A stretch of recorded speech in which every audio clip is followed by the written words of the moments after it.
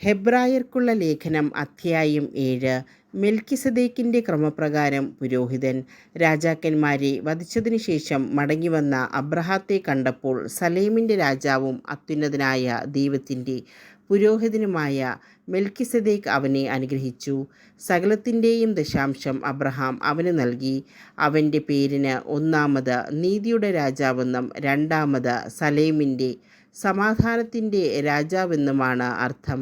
അവന് പിതാവോ മാതാവോ വംശപരമ്പരയോ ഇല്ല. അവൻ്റെ ദിവസങ്ങൾക്ക് ആരംഭമോ ആയുസ്സിന് അവസാനമോ ഇല്ല.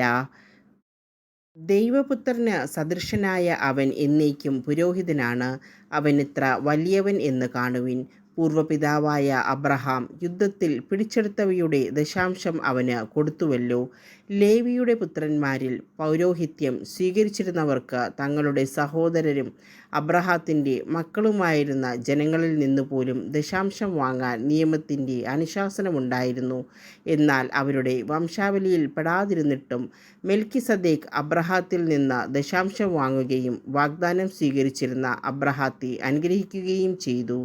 ചെറിയവൻ വലിയവനാൽ അനുഗ്രഹിക്കപ്പെടുന്നു, തർക്കമില്ല. ലേവ്യ പുരോഹിതന്മാരുടെ കാര്യത്തിൽ മരണമുള്ള മനുഷ്യരാണ് ദശാംശം വാങ്ങുന്നത്. മെൽക്കിസദേക്കിൻ്റെ കാര്യത്തിലാകട്ടെ ജീവിച്ചിരിക്കുന്നുവെന്ന സാക്ഷ്യമുള്ളവൻ വാങ്ങുന്നു. ദശാംശം വാങ്ങിയിരുന്ന ലേവി പോലും അബ്രാഹത്തിലൂടെ ദശാംശം കൊടുത്തു എന്ന് പറയാവുന്നതാണ്. എന്തെന്നാൽ മെൽക്കിസദേക്ക് അബ്രാഹത്തെ കണ്ടുമുട്ടുമ്പോൾ ലേവി അബ്രാഹത്തിൻ്റെ അജ്ഞാത സന്താനമായിരുന്നു. ലേവ്യ പൗരോഹിത്യം വഴിയാണല്ലോ ജനങ്ങൾക്ക് നിയമം നൽകപ്പെട്ടത്. ആ പൗരോഹിത്യം വഴി പൂർണ്ണത പ്രാപിക്കാൻ കഴിയുമായിരുന്നെങ്കിൽ അഹ്റോൻ്റെ ക്രമത്തിൽ നിന്ന് വ്യത്യസ്തമായി മെൽക്കിസദേക്കിൻ്റെ ക്രമപ്രകാരം വേറൊരു പുരോഹിതൻ ഉണ്ടാവുക ആവശ്യമായിരുന്നു. പൗരോഹിത്യത്തിൽ വ്യത്യാസം വരുമ്പോൾ നിയമത്തിലും അവശ്യം മാറ്റം വരുന്നു. ഇവയൊക്കെ ആരെക്കുറിച്ച് പറയപ്പെട്ടിരിക്കുന്നുവോ അവൻ വേറൊരു വംശത്തിൽപ്പെട്ടവനാണ്. ആ വംശത്തിൽ നിന്നാകട്ടെ ആരും ബലിപീഠത്തിങ്കൽ ശുശ്രൂഷ ചെയ്തിട്ടുമില്ല. നമ്മുടെ കർത്താവ് ജനിച്ചത് യൂദായുടെ വംശത്തിലാണെന്ന് സ്പഷ്ടമാണ്. ഈ വംശത്തിൻ്റെ പൗരോഹിത്യത്തെക്കുറിച്ച് മോശ ഒന്നും പറഞ്ഞിട്ടില്ല. മെൽക്കിസദേക്കിൻ്റെ സാദൃശ്യത്തിൽ മറ്റൊരു പുരോഹിതൻ പ്രത്യക്ഷനാകുന്നതിൽ നിന്ന് ഇത് കൂടുതൽ വ്യക്തമാകുന്നു. ഇവനോ ശാരീരിക ജനനക്രമമനുസരിച്ചല്ല, പ്രത്യുത അക്ഷയമായ ജീവൻ്റെ ശക്തി നിമിത്തമാണ് പുരോഹിതനായത്. എന്തെന്നാൽ നീ മെൽക്കിസദേക്കിൻ്റെ ക്രമപ്രകാരം എന്നേക്കും പുരോഹിതനാകുന്നു എന്ന് അവനെക്കുറിച്ച് സാക്ഷ്യമുണ്ട്. ആദ്യ കൽപ്പന അസാധുവാകപ്പെട്ടത് അതിൻ്റെ ബലഹീനതയും നിഷ്പ്രയോജനത്വവും കൊണ്ടാണ്. നിയമം ഒന്നിനെയും പൂർണ്ണതയിലെത്തിച്ചിട്ടില്ല. അതിനേക്കാൾ ശ്രേഷ്ഠവും ദൈവത്തിലേക്ക് നമ്മെ അടുപ്പിക്കുന്നതുമായ പ്രത്യാശ അതിൻ്റെ സ്ഥാനത്ത് നിലവിൽ വന്നു. അതും ശപഥത്തോടു കൂടെയാണ്. മുൻപ് പുരോഹിതരായവർ ശപഥം കൂടാതെയാണ് തങ്ങളുടെ സ്ഥാനം ഏറ്റത്. ഇവനാകട്ടെ കർത്താവ് ശപഥം ചെയ്തിട്ടുണ്ട്. അവൻ മനസ്സ് മാറ്റുകയില്ല.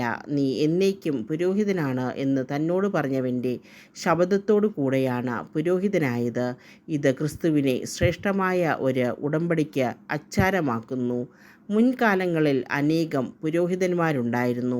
എന്നാൽ ശുശ്രൂഷയിൽ തുടരാൻ മരണം അവരെ അനുവദിച്ചില്ല. യേശുവാകട്ടെ എന്നേക്കും നിലനിൽക്കുന്നതുകൊണ്ട് അവൻ്റെ പൗരോഹിത്യം കൈമാറപ്പെടുന്നില്ല. തന്നിലൂടെ ദൈവത്തെ സമീപിക്കുന്നവരെ പൂർണ്ണമായി രക്ഷിക്കാൻ അവന് കഴിവുണ്ട്. എന്നേക്കും ജീവിക്കുന്നവനായ അവൻ അവർക്ക് വേണ്ടി മാധ്യസ്ഥം വഹിക്കുന്നു.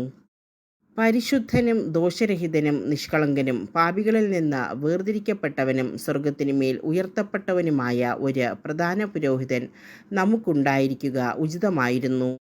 അന്നത്തെ പ്രധാന പുരോഹിതന്മാരെ പോലെ ആദ്യമേ സ്വന്തം പാപങ്ങൾക്ക് വേണ്ടിയും അനന്തരം ജനത്തിൻ്റെ പാപങ്ങൾക്ക് വേണ്ടിയും അനുദിനം അവൻ ബലിയർപ്പിക്കേണ്ടതില്ല. അവൻ തന്നെ അർപ്പിച്ചുകൊണ്ട് എന്നേക്കുമായി ഒരിക്കൽ ബലിയർപ്പിച്ചിരിക്കുന്നു. വാസ്തവത്തിൽ നിയമം ബലഹീനരായ മനുഷ്യരെയാണ് പ്രധാന പുരോഹിതന്മാരായി നിയോഗിക്കുന്നത്. എന്നാൽ നിയമത്തിന് ശേഷം വന്ന ശപഥത്തിൻ്റെ വചനമാകട്ടെ എന്നേക്കും പരിപൂർണനാക്കപ്പെട്ട പുത്രനെ നിയോഗിക്കുന്നു.